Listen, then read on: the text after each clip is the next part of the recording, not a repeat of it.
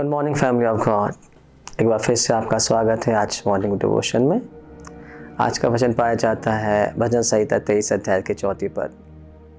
चाहे मैं घोर अंधकार से भरी उतराई में होकर चलूं तो भी मैं हानि से नहीं डरूंगा। हम सबको अंधकार से डर लगता है। कोई भी अंधकार में रहना नहीं चाहता, कोई अंधकार में सोना नहीं चाहता, विशेषकर अंधकार में चलना भी नहीं चाहता है। क्यों? अंधकार में हमें कुछ दिखाई नहीं देता। हमें पता नहीं अंधकार में क्या छुपा हुआ है, कहाँ गड्ढा है, कहाँ खाई है, कहाँ कांटे हैं, कहाँ झाड़ियाँ हैं। हो सकता सांप बिच्छू भी हो सकते हैं। कोई भी अंधकार को पसंद नहीं करता। केवल चोर, डाकू, नाश करने वाले, हत्यारे, केवल वे ही लोग अंधकार को पसंद करते हैं। इसलिए आपको पता नहीं है अंधकार में क्या है, आप सही गलत का पहचान नहीं कर पाते हैं, इसलिए आप अंधकार से डरते हैं। सारा संसार अंधकार से डरता है।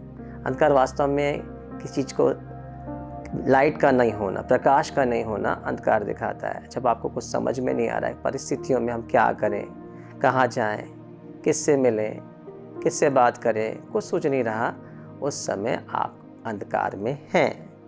बाइबल में लिखा है यशायाह 60 के 2 पद में, जाति जाति पे अंधकार और राज राज के लोगों पर घोर अंधकार छाया हुआ है। साथ ही ये भी कहती है अंत के दिनों में अंधकार बढ़ता ही जाएगा। अंधकार कम नहीं होगा, बढ़ता ही जाएगा। जब आपको पता नहीं संसार में क्या हो रहा है, पाप बढ़ते जा रहा है, भ्रष्टाचार बढ़ते जा रहा है, कालाबाजारी बढ़ती जा रही है, अश्लीलता, गंदगी, पोर्नोग्राफी, शैतान के सारे काम, अंधकार के काम बढ़ते जा रहे हैं। हम सोचते हैं इसमें हमारा क्या होगा, हमारे बच्चे कहाँ सुरक्षित रहेंगे, कैसे बचेंगे। हमको पता नहीं है अंधकार कितना ज़्यादा खराब है। और जब अंधकार है हमको अपने भविष्य सुरक्षित दिखाई नहीं देता, डर लगता है कल क्या होगा, कोई रास्ता नहीं है, कैसे बचेंगे, कैसे सुरक्षित रहेंगे। चारों तरफ से, चाहे स्कूल हो, चाहे कॉलेज हो, चाहे मार्केट हो, चाहे ऑफिस हो, हर जगह हमको अंधकार दिखाई दे रहा है।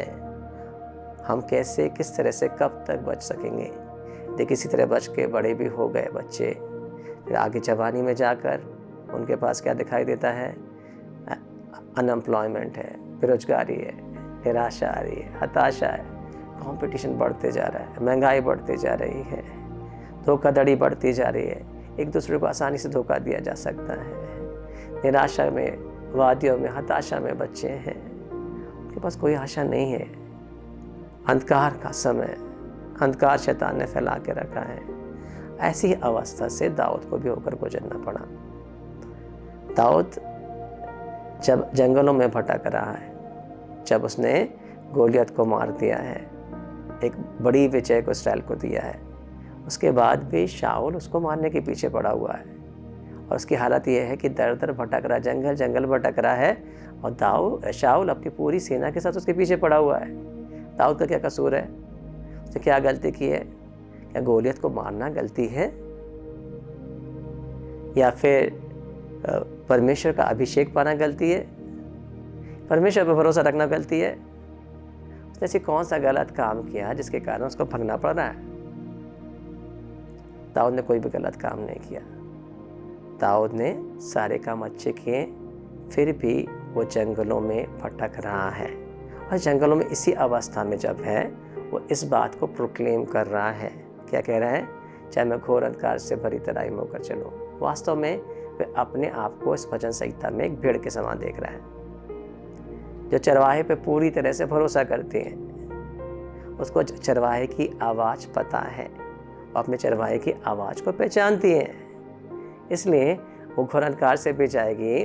उसको पता है मेरा चरवाहा मेरे संग है, बल्कि उस चरवाहे की आवाज़ ही उसको बल और साहस देती है।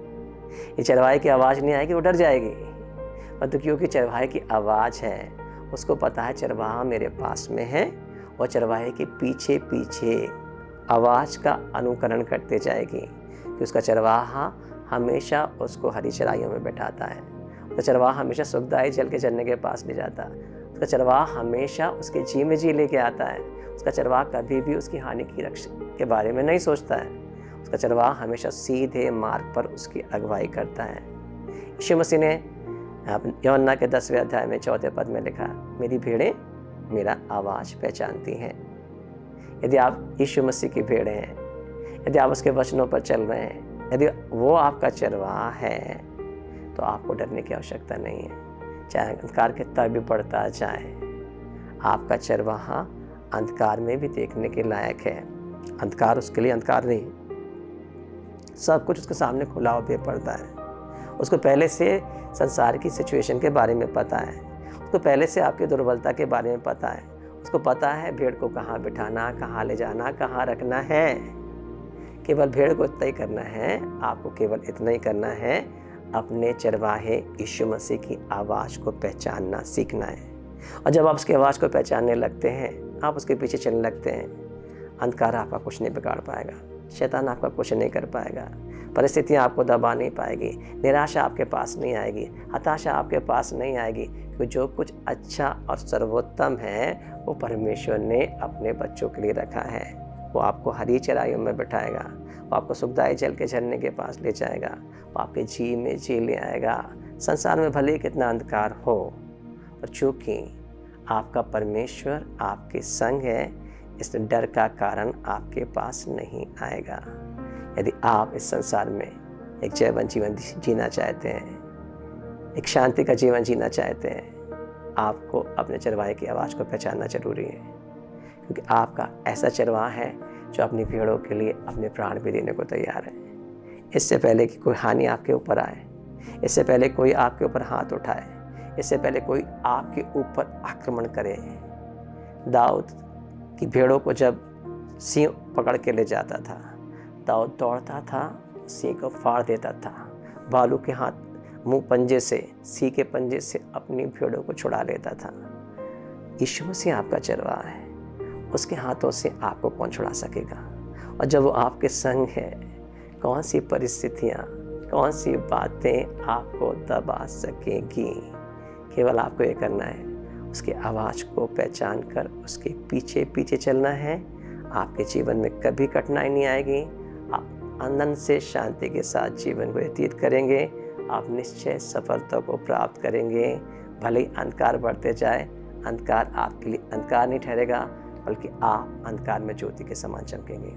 God bless you.